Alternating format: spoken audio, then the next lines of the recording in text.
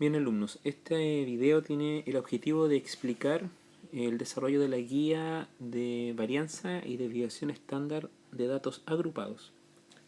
Como el concepto de varianza y de desviación estándar no se modifica al tener los datos agrupados, es el mismo concepto, simplemente lo que cambia es la manera de calcularlo, por la fórmula.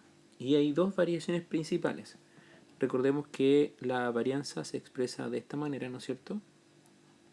En el caso anterior, ustedes tenían un valor X, que era uno de los valores, ¿no es cierto?, del conjunto de datos, que se le restaba la media aritmética de ese grupo de datos, se elevaba al cuadrado, ¿no es cierto?, y eso se sumaba con otra resta y así sucesivamente, y después se dividía por el total de datos.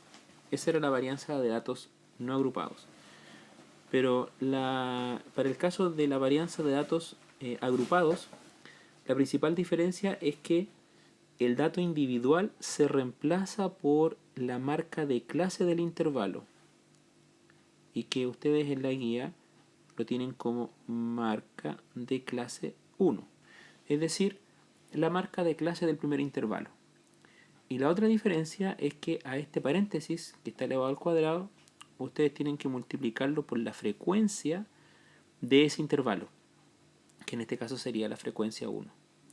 Y así le van sumando después la siguiente resta, ¿no es cierto?, que ahora va a ser la marca de clase del segundo intervalo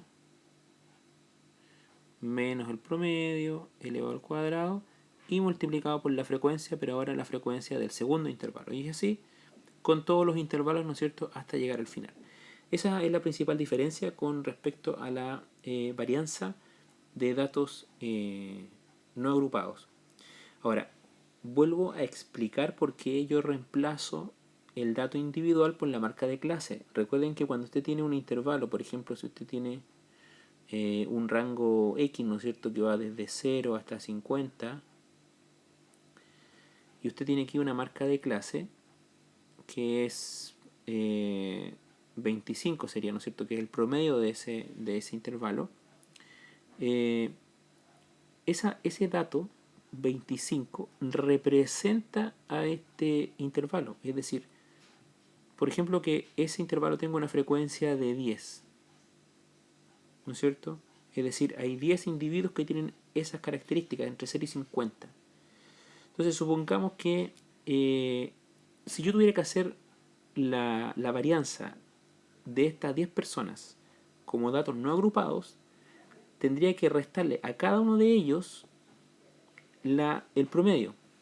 Supongamos que hubiera una persona que tiene un dato de 10, otra persona que tiene un dato de 25, otra persona que tiene un dato de 40, otra persona que tiene un dato de 30, otra persona que tiene un dato de 45, otra persona que tiene un dato de 18, etc.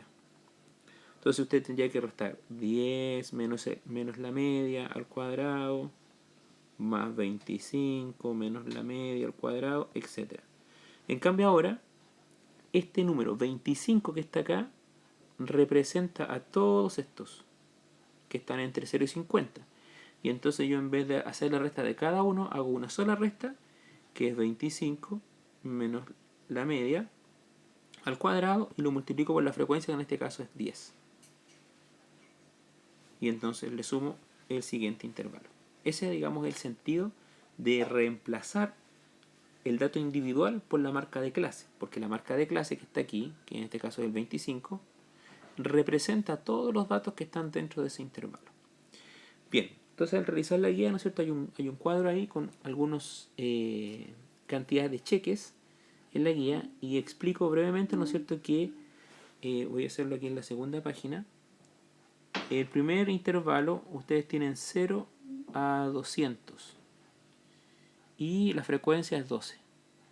Eso significa que hay 12 sucursales del banco que cobraron en el mes anterior por día un promedio de 12 cheques. Por lo tanto, ese número de frecuencia que está acá es el número de sucursales que están cobrando cheques entre 0 y 200 cheques por día, ¿no es cierto?, en el mes anterior. para que tengan claro, digamos, cuál es la interpretación del dato de la frecuencia, que es súper importante, obviamente, para la interpretación final de las desviaciones de las medidas de dispersión. Muy bien, así que calcular y después responder las preguntas de aplicación, son las más importantes. Cualquier duda a mi correo, ¿no es cierto? ricardo.cerey.mate@gmail.com.